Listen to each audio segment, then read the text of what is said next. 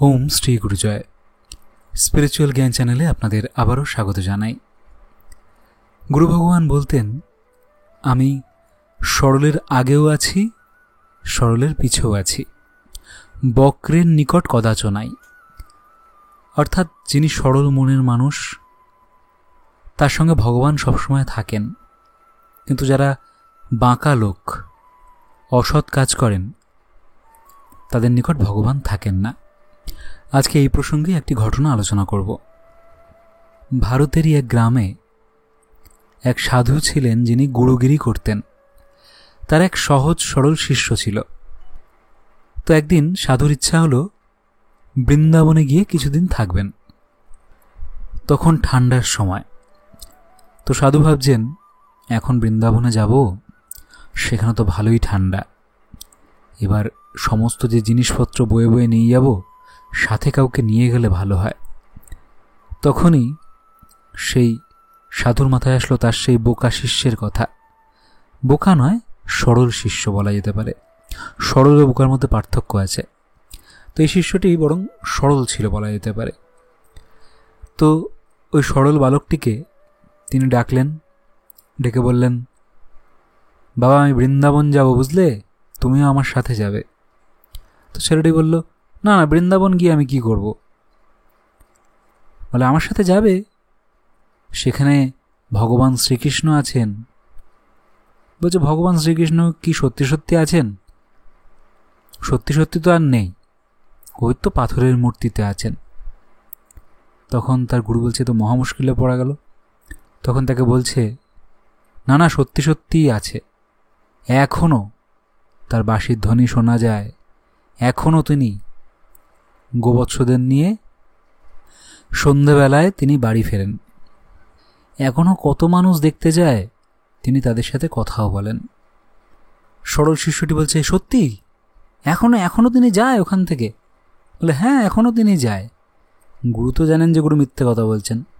ওনার তো একটা লোকের দরকার মালঠাল বওয়ার, আর ছেলেটা অল্প বয়স, ভারী জিনিসপত্র টানতেও পারে, ওকে নিয়ে যাওয়ার জন্য এইসব গল্প বলে ও বলছে, তাহলে যাব, ভগবান শ্রীকৃষ্ণকে যদি দেখা যায় তাহলে যাব, অবশ্যই যাব বৃন্দাবনে, চলুন। ব্যাস, ওর ঘাড়ে সমস্ত মালপত্র দিয়ে একটা দিন ঠিক হলো। উনিও পেয়ে গেলেন একজন ফ্রিতে কুলি, ওকে দুটো খেতে দিলেই হবে, টাকা পয়সার দরকার নেই। ওকে নিয়ে চললেন বৃন্দাবনের দিকে। বৃন্দাবনে পৌঁছে এবার একটা আস্তানা খুঁজলেন, আস্তানাও পেলেন। সেখানে জিনিসপত্র রেখে গুরু একটু বিশ্রাম করতে চাইলেন, কিন্তু শিষ্য তো নাছোড়বান্দা। আচ্ছা গুরুদেব, শ্রীকৃষ্ণ কোন দিক দিয়ে বাড়ি ফেরেন সন্ধ্যেবেলায়? আমি আজই দেখব। বলে, আজকে না, পরে দেখিস। না না, আমি আজই দেখব। তখন বলছে, দেখ, যা, জিজ্ঞেস কর কোথা দিয়ে যায়। তো উনি একটা জায়গায় জঙ্গলের দিকে ওইখানে গিয়ে বসে আছেন। সন্ধে হয়ে গেল, না বাঁশির ধ্বনি শোনা যায়, না শ্রীকৃষ্ণকে দেখা যায়। এইরকম করে একদিন, দুদিন, 3 দিন, তারপরে ছেলেটি গুরুর কাছে ফিরে এসে, কোথায় গুরুদেব? আমি 3 দিন ধরে যাচ্ছি বনের দিকে, কোথায় কোনো শ্রীকৃষ্ণকে দেখি না, কোথাও কাউকে দেখি না। গুরুদেব পড়লেন মহা বিপদে। তখন গুরুদেব বললেন, আরে ধুর পাগল, সব রাস্তা দিয়ে কি শ্রীকৃষ্ণ যান? উনি ভগবান, উনি একটা নির্দিষ্ট রাস্তা দিয়ে যান, আর প্রতিদিন একই রাস্তাও হয় না, বিভিন্ন রাস্তা দিয়ে যান। এবার শোন, আজকে কোন রাস্তা দিয়ে যাবে সেইখানে গিয়ে বসে থাকবি। বলে উনি অমুক একটা জায়গার উল্লেখ করে বললেন, ওই জঙ্গলে ওইখান থেকে উনি যাবে, সময় মতো গেলে দেখতে পাবে উনি কথাও বলবে। সে তো সরল মন, সরল মনে সে সন্ধে হওয়ার আগেই সেখানে গিয়ে অপেক্ষা করছে। আর এদিকে গুরু বিরক্ত হয়ে গেছে, সন্ধেবেলায় কোনো দরকার পড়লে ওকে আর পাওয়া যায় না, 5 মাস খাটার কোনো লোক নেই। গুরু ভাবছে, ধর, তার লোককে নিয়ে আসলাম, সে কোথায় সন্ধ্যাবেলায় আমাকে একটুখানি দেখবে, একটু হাওয়া করবে, একটুখানি চাটা খাওয়াবে, তা না, প্রতি সন্ধ্যেবেলায় বিকেল থেকে কি ওখানে বসে থাকে। এবার 1 দিন, 2 দিন, 3 দিন দেখি রোজই যাচ্ছে ও সন্ধ্যেবেলায় ওখানে। এবার একদিন গুরুদেব জিজ্ঞেস করলো, কিরে, ওখানে গিয়ে তোর কী লাভ হয় বলে, জঙ্গলের মধ্যে গিয়ে? ওই তো বসে বসে মশার কামড় খাস। শ্রীকৃষ্ণকে দেখেছিস? সময় মতো যেতে পারিস? তখন শিষ্যটি বলছে, হ্যাঁ, আমি তো রোজই শ্রীকৃষ্ণকে দেখি, কথাও বলি, গুরুদেব অবাক হলেন। তুই পাগল ঠাগল হয়ে গেলি নাকি?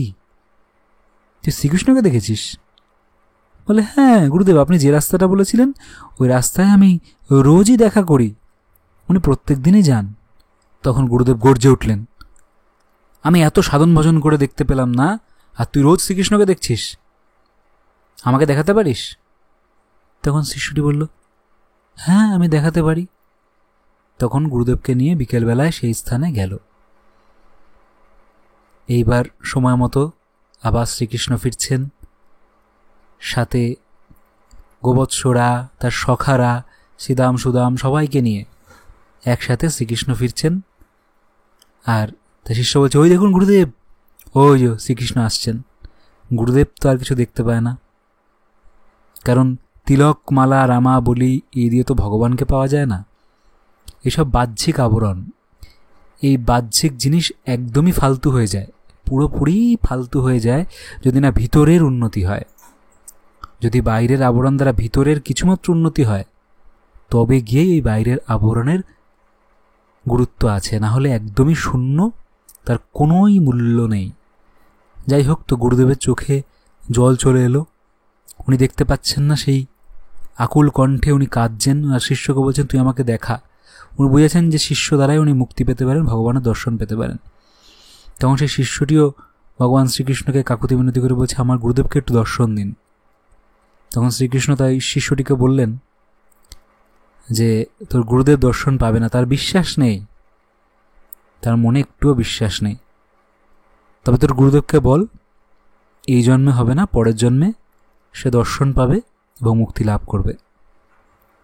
তখন সেই শিষ্যটি তার গুরুদেবকে সেই কথা জানায়। গুরু যেমনই হোক, শিষ্যের মনে যদি বিশ্বাস দৃঢ় হয়, তাহলে কিন্তু সে শিষ্যের দ্বারা গুরু মুক্তি লাভ করে।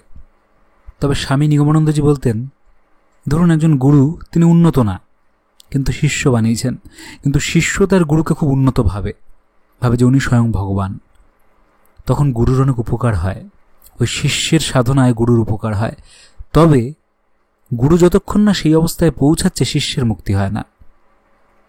শিষ্য যেভাবে গুরুকে দেখে, গুরুকেও সেই অবস্থায় পৌঁছাতে হবে, তবে গিয়ে শিষ্যের মুক্তি লাভ হবে।